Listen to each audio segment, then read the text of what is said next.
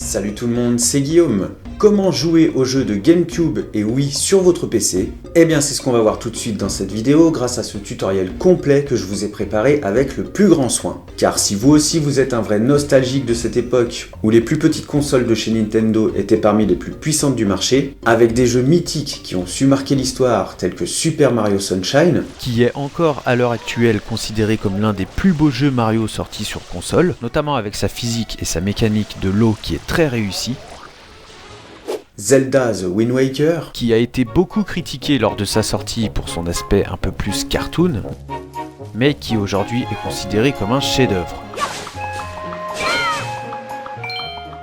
ou encore Resident Evil 4, qui a su redéfinir complètement le genre du survival horror en lui donnant un côté beaucoup plus action-aventure et qui aujourd'hui est toujours d'actualité.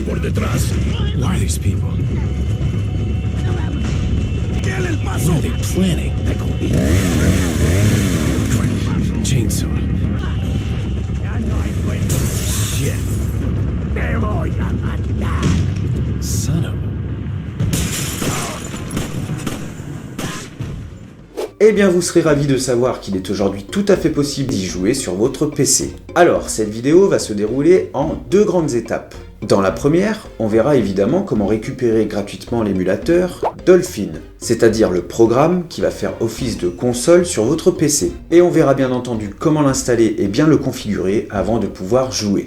Et dans la deuxième partie, on verra bien sûr comment récupérer n'importe quel jeu de GameCube et Wii au format numérique pour pouvoir y jouer sur l'émulateur. Et pour ce faire, je vous ai préparé un super fichier qui regroupe de A à Z plus de 150 des meilleurs jeux sortis sur GameCube et Wii. Et la plupart des liens que je vous ai mis dans mon super fichier redirigent vers les versions françaises des jeux, pour que vous puissiez les apprécier pleinement. Alors bien sûr, bonne nouvelle pour vous les amis, puisque tout ceci est sans aucun risque. Tout ce que vous aurez à faire, c'est de suivre correctement, pas à pas, toutes les étapes que je vais vous donner dans cette vidéo, et normalement, tout devrait fonctionner pour vous. Donc croyez-moi, ça vaut le coup de suivre cette vidéo, et vous serez pleinement satisfait.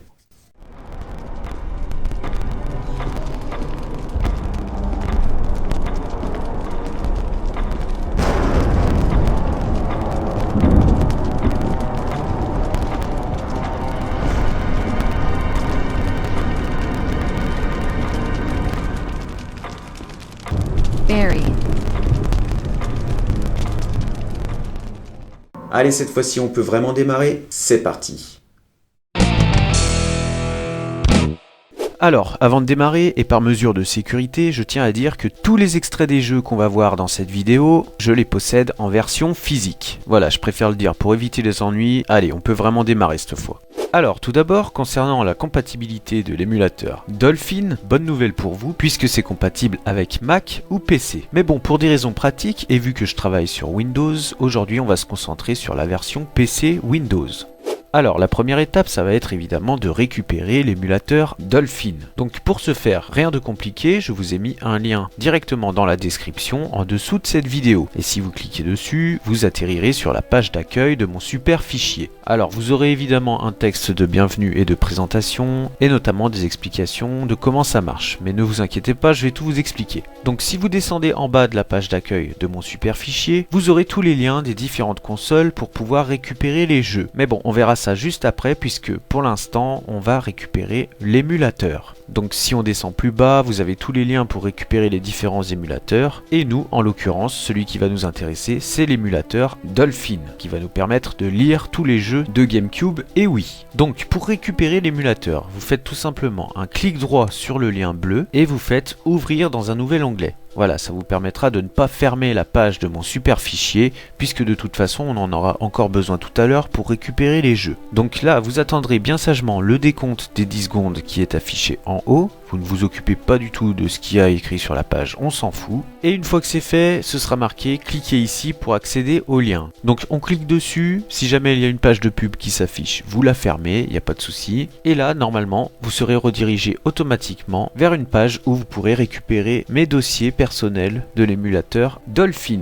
Alors ce sont mes dossiers personnels que je vous ai mis sur un serveur, donc normalement il n'y a aucun souci, il ne manquera aucun fichier. Donc pas de risque que ça ne marche pas. Donc là vous aurez le choix entre trois versions différentes de l'émulateur Dolphin. Donc la version 32 bits qui est compatible avec un PC 64 bits. Vous aurez la version 64 bits qui est la version qu'on va récupérer pour cette vidéo. Et enfin vous aurez la version Mac. Donc si vous ne savez pas quelle version choisir, dans le doute, faites exactement la même manip que moi et ça marchera forcément. De toute façon, là je vais récupérer la version 64 bits, mais bon, j'aurais pu récupérer n'importe laquelle puisque de toute façon, les deux versions sont compatibles avec mon PC. Et si vous voulez savoir quelle est la version compatible avec votre PC, vous cliquez tout simplement sur le bouton démarrer. Ensuite sur ordinateur, là vous faites propriété système et c'est ici que vous pourrez voir la version du système d'exploitation de votre PC. Alors ne prenez pas peur puisque mon PC est équipé de Windows 7 mais c'est volontaire puisque je trouve que beaucoup plus de programmes sont lus facilement avec cette version de Windows plutôt qu'avec Windows 10. Donc c'est pour ça que je garde cette version. Donc pour ma part, mon PC est équipé de Windows 7 professionnel et il a un système d'exploitation en 64 bits avec 8 Go de RAM. Donc là, comme je l'ai dit, je vais récupérer la version 64 bits, mais bon, j'aurais pu récupérer n'importe laquelle. Et d'ailleurs, les PC en 32 bits se font de plus en plus rares. Donc c'est parti, je vais récupérer cette version-là. Donc pour ce faire, je clique sur les trois petits points sur le côté et je clique sur télécharger en zip. Voilà, donc le téléchargement se déclenche. Je vais vous épargner le temps de récupération du dossier complet de l'émulateur Dolphin. On se retrouve juste après, à tout de suite. Alors si jamais ça s'est bloqué, n'oubliez pas de tout autoriser en cliquant en haut à droite de votre écran. Et si vous trouvez que le téléchargement est vraiment long sur la fin, pas de panique, c'est normal, ça prend un peu de temps, c'est juste qu'il y a énormément de petits fichiers de configuration à l'intérieur et ça prend du temps de les récupérer un par un. Voilà, donc pour ma part, le dossier de l'émulateur Dolphin a bien été récupéré avec succès et il apparaîtra dans mes dossiers de téléchargement. Donc on va y aller tout de suite, on va faire afficher dans le dossier et voilà, on retrouve bien le dossier complet de l'émulateur Dolphin. Alors c'est un dossier compressé, donc on va le décompresser tout de suite en faisant clic droit dessus et extraire ici, grâce à WinRAR. Alors si jamais vous n'avez pas WinRAR pour décompresser les fichiers, pas de panique, surtout puisque j'ai pensé à tout, puisqu'en effet si vous retournez sur la page d'accueil de mon super fichier et que vous descendez en bas, je vous ai mis un lien pour pouvoir récupérer l'application WinRAR qui va vous permettre de décompresser les fichiers. Donc pareil, hein, si vous avez besoin de récupérer WinRAR, vous cliquez sur le lien, vous attendez les 10 secondes qui s'affichent en haut, vous cliquez sur le lien en bleu, vous fermez la page de pub qui s'affiche et voilà, ça vous redirigera vers une page où vous pourrez récupérer gratuitement WinRAR. Comme ça, vous pourrez l'installer et vous pourrez décompresser vos fichiers. Donc c'est parti, maintenant on va décompresser le dossier complet de l'émulateur Dolphin. Donc comme tout à l'heure, clic droit dessus, extraire ici, et voilà. Le dossier complet avec l'émulateur a bien été décompressé. Donc le fichier zip, on n'en a plus besoin, on peut d'ores et déjà le jeter à la poubelle. Et pour y voir plus clair, on va aller copier-coller le dossier complet de l'émulateur Dolphin sur le bureau, comme ceci. Voilà, donc si maintenant on ouvre le dossier complet de l'émulateur Dolphin, vous aurez plusieurs fichiers à l'intérieur. Donc je vous conseille de ne pas trop y toucher. Alors pour pouvoir ouvrir l'émulateur et le faire fonctionner, eh bien vous cliquez tout simplement 2 fois dessus, comme ceci. Voilà, ça vous ouvre l'application. Alors ici j'ai des jeux, mais vous, lors de la première installation, vous n'aurez pas de jeu. Et ce sera marqué Dolphin n'a pas trouvé d'ISO GameCube ou Wii. Double-cliquez ici pour chercher des fichiers. Bon, on fera ça juste après quand on ira récupérer des jeux. Alors pour ouvrir l'application Dolphin, vous pouvez également créer un raccourci sur votre barre des tâches en bas, juste en faisant un cliquer-glisser de l'application comme ceci. Voilà, ça vous créera un raccourci pour pouvoir ouvrir l'émulateur plus facilement et rapidement. Donc pour l'instant, on possède seulement l'émulateur, mais on n'a pas encore de jeu. C'est comme si on avait la console, mais pas les jeux. On verra juste après comment les récupérer. Mais avant de récupérer les jeux, on va passer par une étape de configuration qui est hyper importante pour pouvoir bien faire fonctionner l'émulateur Dolphin. Donc l'émulateur est en français, et ça fait vraiment plaisir, et c'est beaucoup plus simple pour la configuration. Alors comme je le disais précédemment, l'émulateur Dolphin permet de lire les jeux GameCube et Wii, mais pour des raisons pratiques, dans cette vidéo, on va plus se focaliser sur la version GameCube. Non seulement parce que sinon la vidéo serait trop longue, mais en plus de ça parce que j'ai vraiment du mal à configurer la Wiimote pour la Wii. Donc on va plus se focaliser sur les jeux GameCube dans cette vidéo, et ce sera parfait. Alors on va parcourir un petit peu tous les différents onglets, en tout cas les plus importants, pour que vous ayez une bonne configuration. Alors la version de Dolphin que je vous ai mis est la version 4, il existe des versions plus récentes, mais en tout cas pour ma part je n'ai jamais eu de problème avec cette version là. Alors on va aller directement sur le premier onglet configurer, donc vous avez plusieurs sous-onglets, et sur l'onglet général, vous avez deux petites cases à cocher, mais ne vous inquiétez pas, de toute façon si vous passez le curseur de la souris sur les options, vous aurez une boîte de dialogue qui s'affichera et qui vous expliquera absolument tout en français. Donc c'est absolument impossible d'être perdu. Alors après chaque PC peut être un peu différent, mais pour ma part, les réglages que j'ai mis fonctionnent parfaitement. Donc ensuite, pour ce qui est du réglage du nombre d'images par seconde. Alors il faut savoir que les jeux GameCube en version européenne tournent entre 30 et 50 images par seconde au maximum. Donc ça ne sert absolument à rien de mettre 120 images par seconde puisque le jeu sera complètement accéléré. Et si vous ne savez pas quoi choisir, dans le doute, choisissez la même option que moi, c'est-à-dire audio. Comme ça, le nombre d'images par seconde des jeux se calera sur l'audio du jeu et il n'y aura aucun problème de ralentissement ou d'accélération. De toute façon, si vous avez un doute, n'hésitez pas à mettre pause sur la vidéo et de cocher exactement les mêmes cases que moi et de mettre les mêmes réglages. Ensuite, dans l'onglet interface, ici rien de particulier, je crois que je n'ai absolument rien touché ici, donc on va passer directement à l'onglet suivant qui est audio. Donc dans cet onglet audio, vous pouvez effectivement choisir le volume de sortie de l'audio du jeu. Bon, ici c'est réglé à 100% pour ma part et j'ai coché la première option. Voilà, je vous conseille de faire pareil. Mais après, rien ne vous empêche de tester un petit peu les réglages et voir quelle est la meilleure configuration pour votre PC. Allez, on passe à l'onglet suivant qui est GameCube. Donc c'est ici que vous pourrez choisir le langage du système. Donc là, aucune surprise, hein, c'est configuré sur français pour ma part. Et ensuite, les deux onglets suivants, on ne va pas trop s'en occuper puisque ce n'est pas très important. Ah oui, et n'oubliez surtout pas de cliquer sur OK pour confirmer tous vos réglages. Et voilà, ce n'était pas très long, on en a fini avec les réglages de l'onglet principal configuré. On va passer maintenant au deuxième onglet principal qui est graphisme. Alors dans cet onglet graphisme et dans le sous-onglet général, c'est ici que vous pourrez choisir le moteur graphique qui aura des conséquences sur l'affichage des graphismes des jeux. Alors comme je le disais précédemment, chaque PC est un peu différent et c'est assez compliqué de trouver un seul réglage qui va marcher pour tous les PC, mais pour vous donner un exemple concret, sur mon PC portable, l'émulateur Dolphin me conseille d'utiliser le moteur graphique Direct 3D 11, comme c'est marqué en dessous, et pourtant j'ai une image bien plus jolie avec le moteur graphique Direct 3D 9, qui est moins récent. Et pour vous le prouver tout de suite, voici un extrait du jeu Resident Evil 4 avec le moteur graphique Direct 3D 11, et là vous voyez qu'il y a des bugs de texture, par exemple au niveau des cheveux de Léon. On voit que ce n'est pas très stable et certains éléments passent à travers. Alors je vous ai capturé exactement le même extrait, mais cette fois-ci j'ai choisi le moteur graphique Direct 3D 9. Vous voyez que l'image est peut-être certes un petit peu plus trouble, mais au moins il n'y a pas de bug de texture au niveau des cheveux de Léon. Donc pour ma part, le meilleur réglage, c'est lorsque je choisis le moteur graphique Direct 3D 9. Et c'est pas ce qui m'était conseillé au départ. Mais après, vraiment, choisissez ce que vous voulez, prenez votre temps surtout, faites plusieurs tests avec plusieurs réglages différents, de toute façon vous pourrez changer à n'importe quel moment, ce n'est pas figé et ma configuration n'est peut-être pas la meilleure pour vous. Allez, ensuite pour ce qui est du choix de la carte graphique, et bien ici je n'ai qu'un seul choix possible, donc on laisse comme ça. Pour ce qui est de la résolution en plein écran, et bien j'ai choisi la taille maximale de mon écran. De toute façon ce n'est pas très important puisque pour ma part je ne joue jamais en plein écran, je joue toujours en mode fenêtré.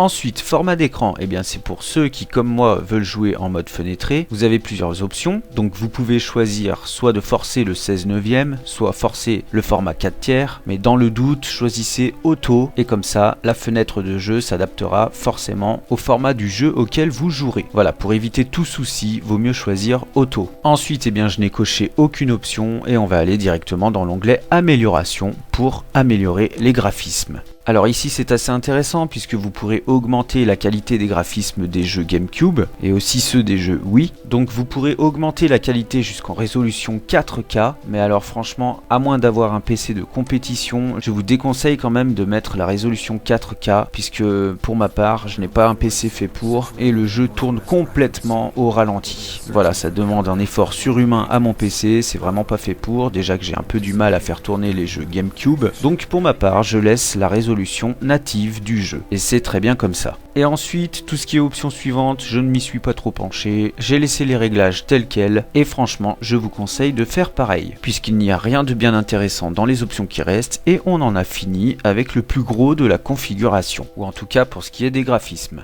Allez, on va passer directement à l'onglet principal suivant qui est DSP. Alors en fait c'est pour régler l'audio et c'est exactement le même onglet qu'on a vu tout à l'heure dans l'option configurer. Voilà, donc pas très important, on va passer directement à l'onglet suivant qui est le réglage de la manette. Et ça c'est très important. Alors pour ma part je vais juste me pencher sur le réglage de la manette GameCube puisque en effet comme je le disais précédemment je n'ai pas réussi à configurer la Wiimote. J'ai trouvé ça très compliqué et je m'en excuse d'ailleurs. Donc pour ce qui est de la configuration de la manette GameCube, alors pour ma part je joue au clavier, donc j'ai configuré les touches du clavier avec les touches de la manette, une par une, mais bon rien ne vous empêche d'acheter une manette imitation GameCube avec un port USB, voilà je vous ai mis un lien en description, et vous pourrez la brancher sur votre PC et configurer les touches de la manette une par une, voilà, et c'est dans l'option appareil que vous pourrez reconnaître la manette branchée sur votre PC. Alors vous pourrez configurer jusqu'à 4 manettes différentes, et n'oubliez pas de cliquer sur OK pour confirmer la configuration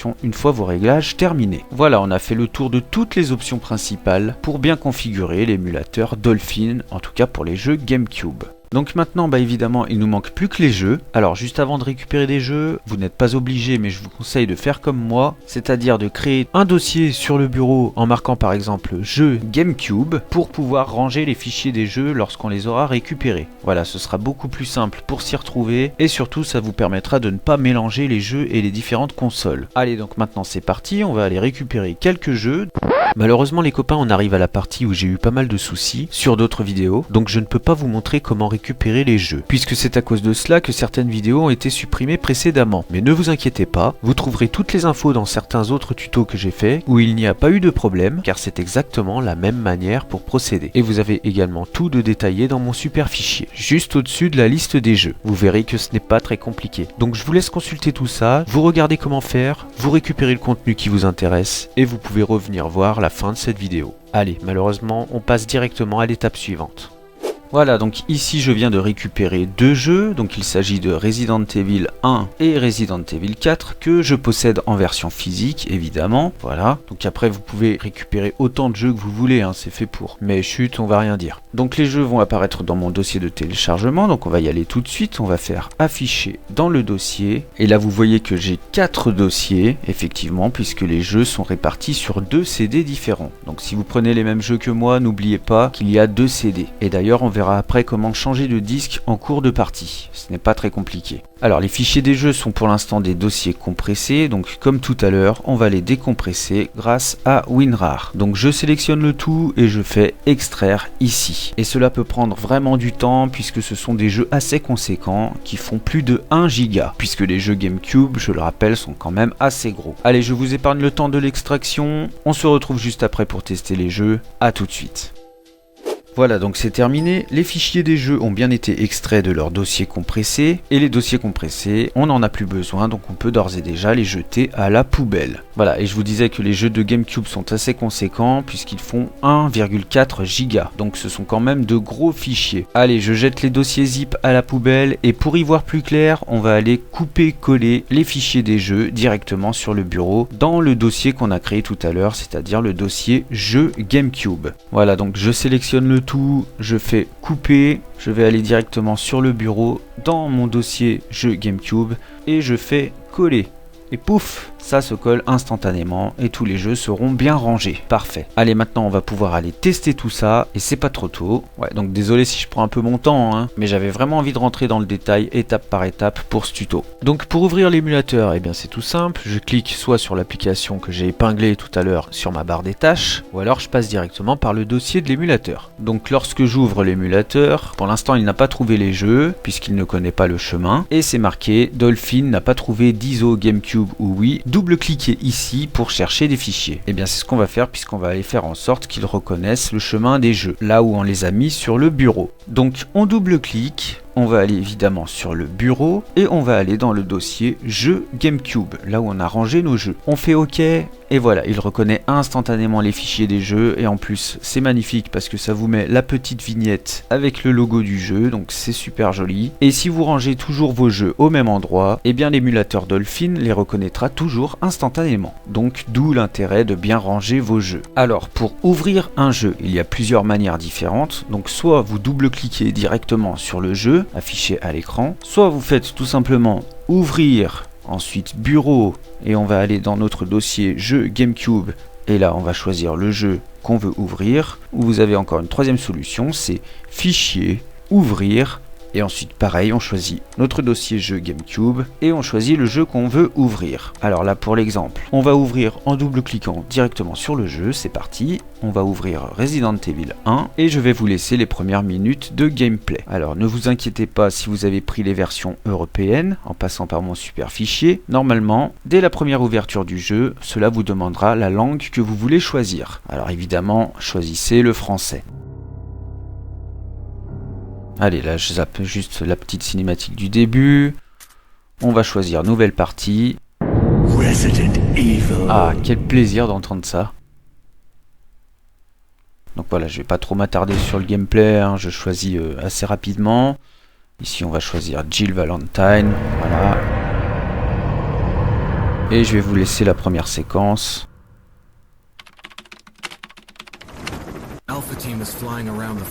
Voilà, donc vous voyez que c'est bien en français. Donc moi je tourne à peu près en 24 images par seconde pour l'instant.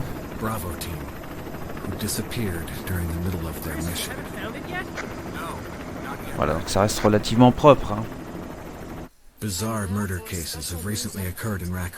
Allez, je vais zapper la cinématique d'intro. On va arriver directement au manoir. Pour vous montrer un petit peu de gameplay, comment ça se passe. Ok, donc là, désolé si j'ai un petit peu des réductions de FPS, mais c'est normal puisque je suis en train de filmer en plein écran et ça demande quand même un effort assez conséquent à mon PC. Mais vous voyez que c'est relativement propre.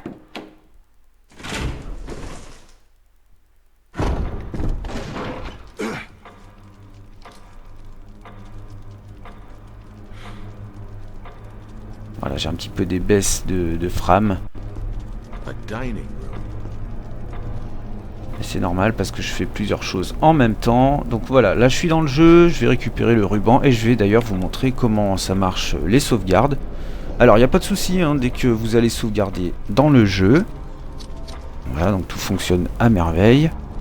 Donc là je vais créer une sauvegarde et puis je vais quitter le jeu. Et vous allez voir que ça va me créer tout de suite instantanément un fichier de sauvegarde.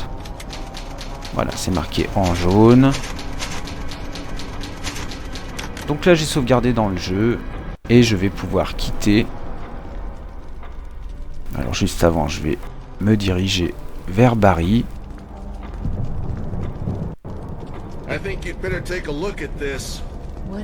Quelle ambiance ce manoir, c'est vraiment génial.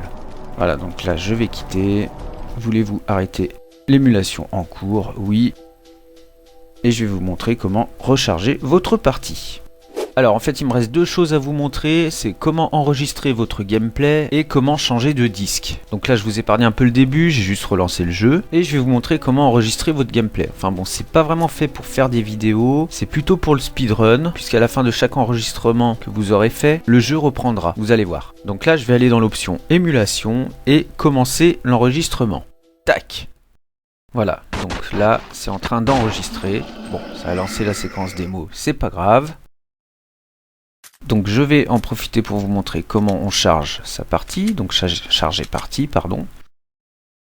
Je choisis ma partie que j'ai sauvegardée. Et hop, ça me renvoie directement là où j'ai sauvegardé dans le jeu. Voilà. Donc là je vais faire un petit peu de gameplay. Donc là je suis en train de jouer. Un pas en avant, un pas en arrière. Je vais dans le menu et je vais tirer 2 coups de feu. Voilà, et c'est en train d'enregistrer mon gameplay. Donc je vais quitter. Hop, voulez-vous arrêter l'émulation en cours? Oui.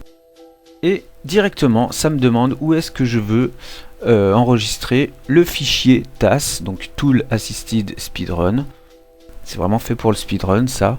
Donc je vais enregistrer mon fichier que je viens d'enregistrer sur le bureau. Voilà, je vais mettre extrait enregistrement RE, enregistrer. Et là vous allez voir que je vais rejouer l'enregistrement qu'on vient de faire, donc grâce à l'option enregistrer son gameplay.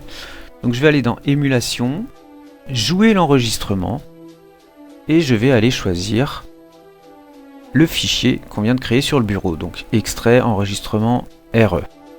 Voilà, donc je vais ouvrir ce fichier là, et vous allez voir que ça va me rejouer la séquence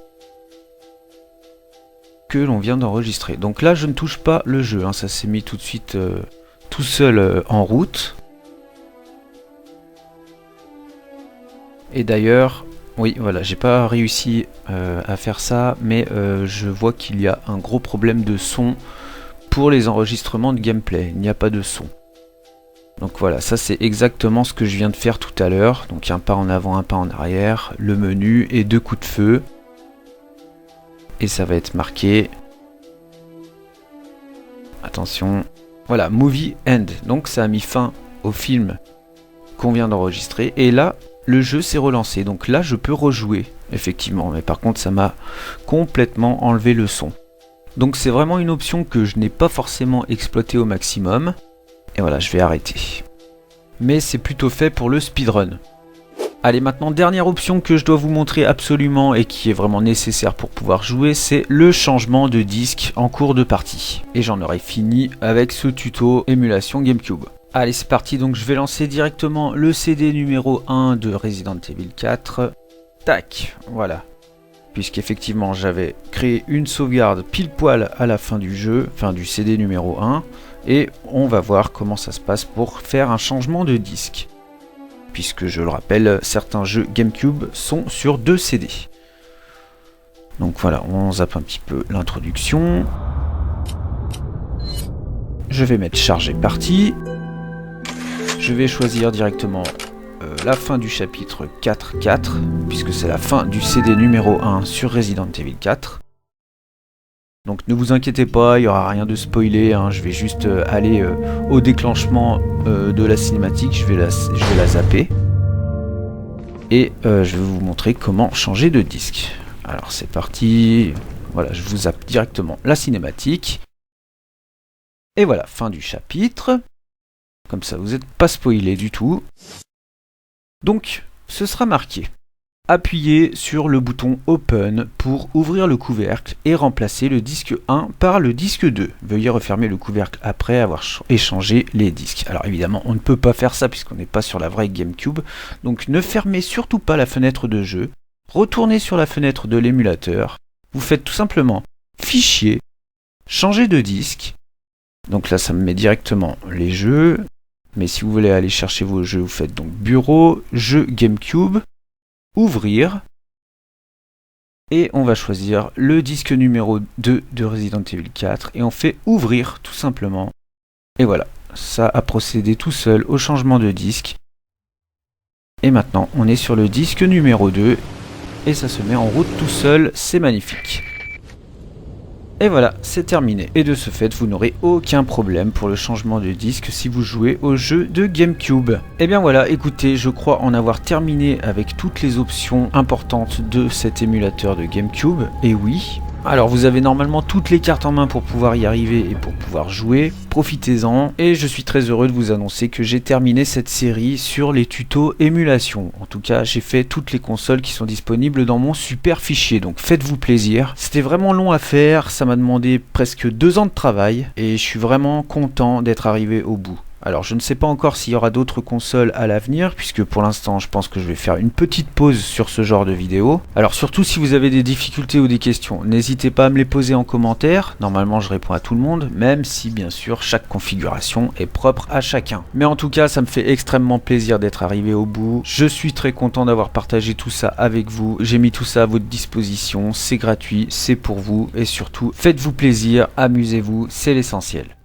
Merci beaucoup d'avoir regardé cette vidéo. Si elle vous a plu, n'hésitez pas à me le faire savoir et n'hésitez pas non plus à vous abonner pour ne rien rater de la suite. Sachez que si vous aussi vous voulez progresser sur YouTube, j'ai fait une vingtaine de tutoriels qui peuvent grandement vous aider. Donc je vous invite fortement à aller y jeter un œil. Et si mon travail vous plaît, vous pouvez aussi soutenir ma chaîne sur mes différentes pages de dons, Tipeee, Utip, Paypal, etc. Ou encore, vous pouvez même m'aider en achetant un de mes articles qui se trouve en dessous de chaque vidéo. Voilà, vous retrouverez évidemment tous les différents liens dans la description, ainsi que tous les liens du matériel que j'utilise. Allez, sur ce, je vous dis à la prochaine, et en attendant, comme d'habitude, faites de bonnes vidéos. Ciao!